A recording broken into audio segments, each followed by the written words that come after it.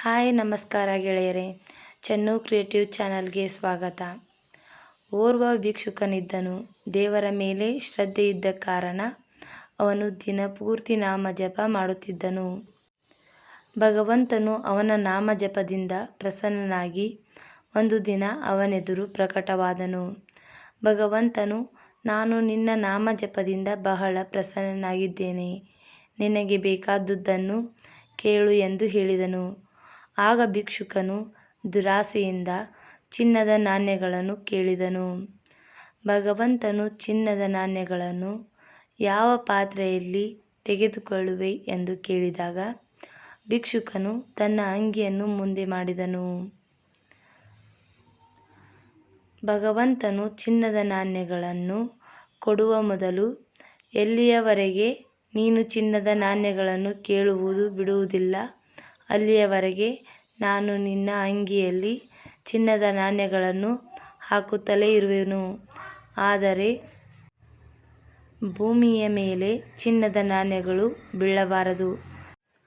ನೆಲದ ಮೇಲೆ ಬಿದ್ದರೆ ಈ ನಾಣ್ಯಗಳು ಮಣ್ಣಾಗುವವು ಎಂದು ಹೇಳಿದನು. ಭಿಕ್ಷುಕನು ಒಪ್ಪಿಕೊಂಡ.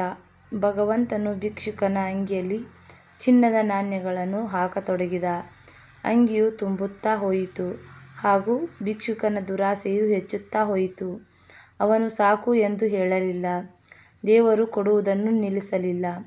ಕೊನೆಯಲ್ಲಿ ಚಿನ್ನದ ನಾಣ್ಯಗಳ ಭಾರವಾಗಿ ಆ ಅಂಗಿಯು ತಡೆದುಕೊಳ್ಳಲಿಲ್ಲ. ಅಂಗಿಯು ಹರಿದು ಹೋಯಿತು.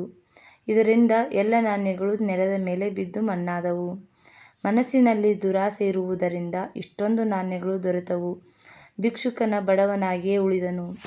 ಮಿತ್ರರೇ, ಈ ಕಥೆಯಿಂದ ಭಿಕ್ಷುಕನು ಎಲ್ಲಿ ತಪ್ಪಿದನು ಎಂಬುದು ತಮ್ಮ ಗಮನಕ್ಕೆ ಬಂದಿರಬಹುದು. ಅವನು ದುರಾಸೆ ಬಿಟ್ಟು ಅವನ ಜೀವನಕ್ಕೆ ಬೇಕಾಗುವಷ್ಟು ನಾಣ್ಯಗಳಲ್ಲಿ ಸಂತುಷ್ಟನಾಗಿದ್ದರೆ ಅವನಿಗೆ ಅಷ್ಟು ಚಿನ್ನದ ನಾಣ್ಯಗಳು ದೊರೆಯುತ್ತಿದ್ದವು. ಭಗವಂತನು ನೀಡಿದ್ದರಲ್ಲಿ ಸಂತೋಷದಿಂದ ಇರಬೇಕು. ದುರಾಸೆಯು ಬಹಳ ಕೆಟ್ಟದ್ದಾಗಿದೆ. ದುರಾಸೆಯಿಂದ ನಮಗೆ ಏನೂ ದೊರೆಯುವುದಿಲ್ಲ. ತಮಗೆ ಯಾವಾಗಲೂ ಆನಂದದಿಂದ ಇರಬೇಕೆಂದಿದ್ದರೆ ಸಿಕ್ಕಿರುವುದರಲ್ಲಿ ಸಂತೋಷದಿಂದ ಇರಲು ಕಲಿಯಬೇಕು.